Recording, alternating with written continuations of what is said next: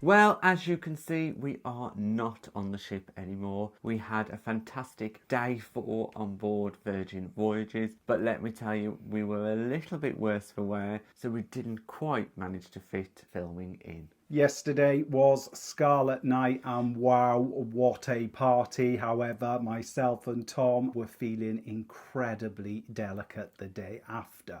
But we didn't let the hangover stop us. We still had an action-packed day, so we'll tell you all about that now. Hi, if you're new to our channel, we are Tom and Dom Travel, and we release a new cruise and travel related video every single week. So if you haven't done so already, make sure you hit that subscribe button and don't forget to give this video a like. Now, it was a late get up for us. We got up about 10:30. Yes, quite late, we know. And we headed to the galley for breakfast around 11 a.m. In the galley, they do have another little coffee station where you can purchase those premium coffees. So we treated ourselves to a $5 latte each, which was lovely. Yes, coffees on board do range from about $3 to $5 depending on what you order. But for us, we went for our usual latte, which was $5 each. The $5 was taken off our bar tab, so we didn't have to pay any additional for that. The galley was incredibly busy and we did have to walk round to find a seat, and we managed to get one right at the aft. Once seated, I decided to go on a little bit of an explore. Tom wasn't feeling up to any food at this point, and I did come back with a sausage and cheese muffin and a sausage roll. Yeah, mine and Dom's hangovers are completely different. When I'm hangover, I do not want anything to eat, where Dom is absolutely starving. So I had to put up with all those horrible food smells that I did not want. Unfortunately, the muffin had been left out a little bit too long and it was rock hard, and the sausage roll was delicious. However, it was incredibly rich for me for that time of the morning, so I had to pass, and I went back up and grabbed myself a bagel and some cream cheese. After breakfast, we decided to have a little wander around the ship while we were trying to get ourselves feeling back to normal. So we headed to the shops because we hadn't had a chance to have a look around those at all whilst we'd been on board. We popped into the Virgin store, and wow, do they have a lot of merchandise with all of the Virgin branding you could possibly imagine. T-shirts, baseball caps and ship models. The shops were also incredibly busy with passengers spending the last few dollars of their sailors' loot. After we'd been around the shops, we decided to walk out on the prom, and that led us over to the dock, where we found one bed left at the aft of the ship. We sat ourselves on there and relaxed for a good few hours. The dock is a beautiful location on any Virgin Voyages ship with lots of comfortable seating and lounger beds. There's also bar service available, and the staff also come round with small little plates of snacks to keep you going. After a few hours just relaxing, taking in the beautiful sea breeze, it was time for our Bon Voyage Bubbles. As we'd never got a sail away party due to our late embarkation time, and that the ship was leaving 3 hours later than planned, that meant that the crew had organised a Bon Voyage Bubbles party instead. So we all headed up to the pool area where we were hosted by the diva, and we had free bubbles. It was a great experience, even though a lot of people, like ourselves, were feeling a little bit delicate after Scarlet Night. That didn't stop people from taking part. People were in the pool, the bubbles were flowing, the music was going. It was fantastic. It was. I don't know how people are doing it. Another party on board, and it was hugely popular once again. We were all feeling a little bit hungry, so we left the Bon Voyage Bubbles up on the pool deck. We headed back into the galley with Sisters on the Seas for a little bit of lunch. Now for lunch, once again, I still wasn't feeling like eating, so I just had a portion of chips. Now the portion of chips are extremely nice on board Virgin, and I would absolutely recommend you trying them. I went for their classic cheeseburger and a bit of fried chicken because there was a special chicken burger on the menu, and I just asked for the meat, no problems at all. They did give me a buzzer and I had to wait a little while, but when it came, delicious. The burgers from the galley are beautiful, and they are similar to those premium burgers that you can purchase in specialities on other cruise ships. The quality of the meat is superb. I also couldn't resist a slice of their freshly made pizza bread, and wow, the food quality on Virgin has been incredible. Now, after our time in the galley, we decided to head back to the cabin because it is our last day, so it meant we did need to pack. So we decided to spend a couple of hours in the cabin, relaxing and packing, ready to disembark tomorrow. All of the disembarkation information was now freely available on the Virgin app, and if we wanted our luggage to be taken off for us, we had to put it outside our cabin by 10 p.m. It was also on the app that you could select disembarkation time, and the later slots had already gone, so the 10:15, 10:30 slots were gone, so we selected the 10 a.m. It's interesting that Virgin allows you to select your own disembarkation time, whereas other cruise lines, they allocate these to you. Everybody has to be off the ship by 10:30.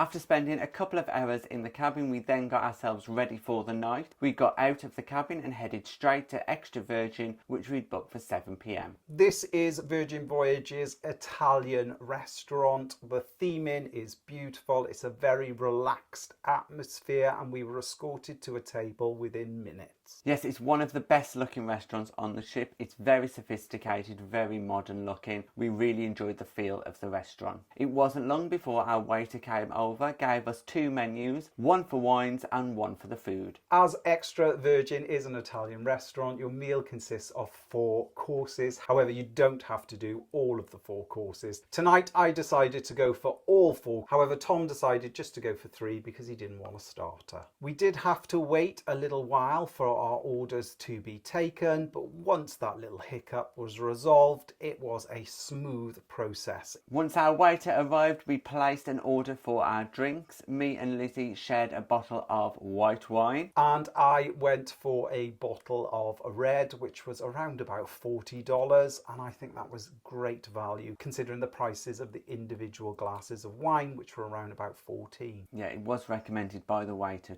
for you to go for the bottle if you're going to have more than 2 glasses, which you did. I did. However, I did not finish the whole bottle of wine to myself. No. Nearly. Then it was time to place our food order. Now, for food, I decided not to go for a starter because the waiter had already brought over a bread basket, and I was really enjoying that lovely focaccia bread that they provided, dipping it in some olive and balsamic dip. The bread was incredible. With the olive oil and balsamic vinegar, it was delicious. For my starter, I decided to go for the meat and cheese board. It had a lovely selection of Italian cheeses and meats, including a selection of nuts and honey. It was beautifully presented and tasted incredible. Now, most people would have that as a sharer, but Dom decided to go for that solo, just like his bottle of wine. Hence why I'm on a diet now. Then it was time for the pasta course, and wow, was there a great selection. And Tom went for the beef ragu. I absolutely love this pasta because I am a big fan of nice, thick, juicy pasta, and that's exactly what I got. The sauce was incredibly rich, full of meat and full of flavour. I did try some, one of the best I've had at sea. I chose to go for the carbonara. It was beautifully presented, full of flavour, plenty of sauce that included lots of fresh ham. Beautiful. Now, I've got to say, because I also tried the carbonara, that it was once again fantastic, so we can 100% tell you that Virgin do pasta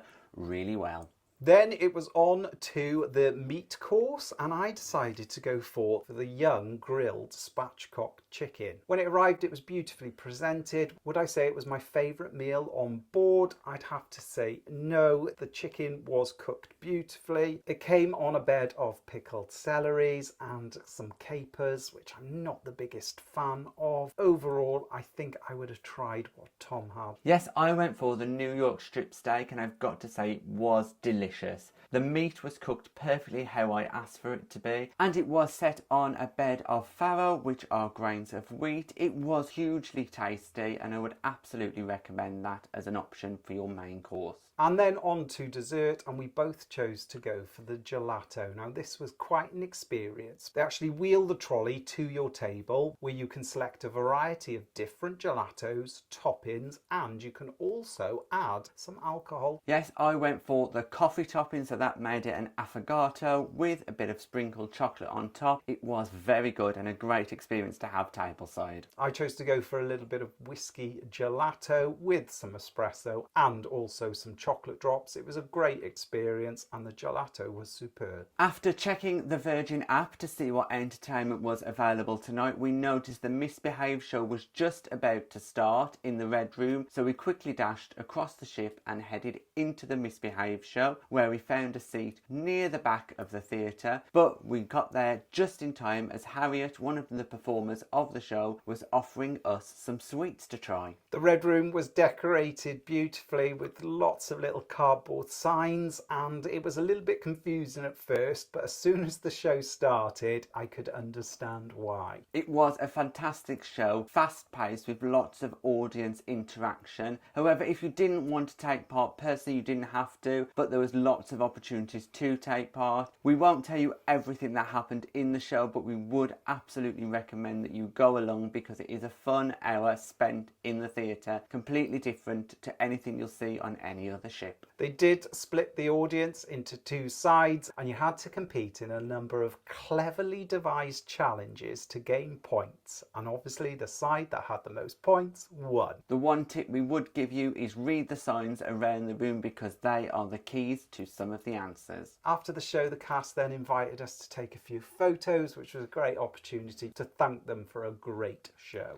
We also found out that it was this cast's last performance on the ship and there'll be a new cast starting on the next voyage. From the Red Room we dashed across the ship to make sure we didn't miss Lolas Library, the next show that we'd spotted on the Virgin Voyages app. This was hosted in the Manor, and by the time we got there the show had already started, and wow was it full. It was standing room only, and even then you were lucky to get a spot. We found a little spot where we could stand right at the side of the Manor, out of the way of the main crowds, which was very lucky for us, and we had a fantastic view of the performance. Now this show certainly is a spectacle. It is full of light, colour, acrobatics and comedy. If we got to the Manor earlier, we could have found seating because they added additional seating to the venue, but unfortunately we were just too late to grab a seat. Now, if you are seated in one of these tables, be aware that the performers are around you and sometimes perform on top of the tables themselves. You do become part of the stage area, so just be aware. It was a high energy show with singing,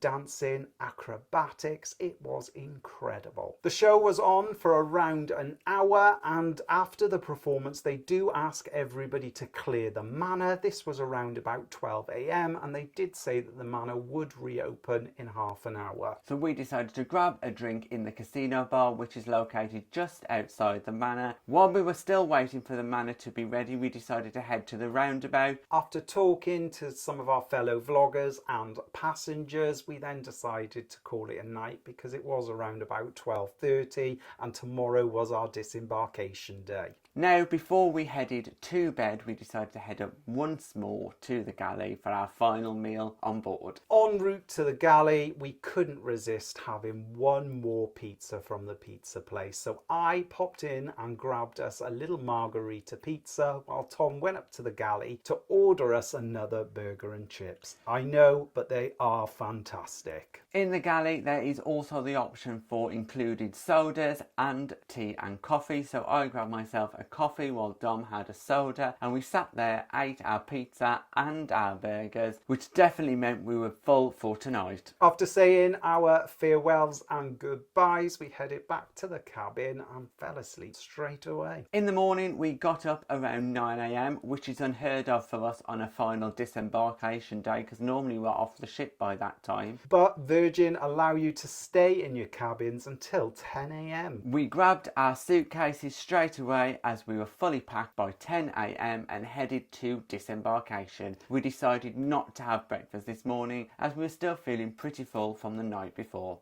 Disembarkation was an easy process. There was a small queue. However, one passenger was unfortunately unable to disembark. As we previously mentioned on our embarkation day, the gangway was incredibly steep, and even more so today because the tide in Portsmouth was in. Unfortunately, he was a wheelchair user and the ramp was just too steep for him to go down. Virgin were incredibly apologetic. However, he had to wait until 11 AM when the tide went out for him to disembark. Hopefully that's something that the Port of Portsmouth will be able to sort out pretty sharpish. Now we decided to head down that steep gangway even though we had our own suitcases because we were self-disembarking, but it was just about doable for us. At the bottom then we joined a queue where we waited for the bus to take us to the terminal. That was only a 2-minute bus journey. It was very close, very easily walkable, but we do understand that Portsmouth is a working port. There were a number of stations positioned by the gangway where you could actually recycle your band, which I think is a great initiative by Virgin Voyages to reduce waste. Once we entered the terminal itself, we passed through the luggage hall where if we had left our luggage out, you would collect it here. And that was it. Once we exited the terminal, we crossed over the road to the car park where our car was waiting for us. We jumped in and headed home, which is where you find us now. We had an incredible experience sailing with Virgin Voyages. While we were on board, we also took part in their future cruise deposit scheme that gives you money off a future cruise and a little bit of sailor loot. So we are really looking forward to getting back on board and perhaps trying a little bit of a longer cruise in the sunshine. So look out for that because we can guarantee we'll be cruising with Virgin again. We've really enjoyed our 4-night cruise on Resilient Lady. It's been incredible. The entertainment has been unlike anything we've ever seen at sea. The food has been top quality and we are definitely feeling a little bit worse for wear now. Was a bank holiday cruise what we expected it to be? Well, it was definitely a bit of a blur for us, but we thoroughly enjoyed. Thanks for watching our final day and disembarkation of Virgin Voyages Resilient Lady. If you've got any questions, just pop them in the box below and we'll get back to you. If you'd like to support us and receive exclusive benefits, we're also available on Patreon and YouTube channel memberships. Thanks for watching. Bye-bye.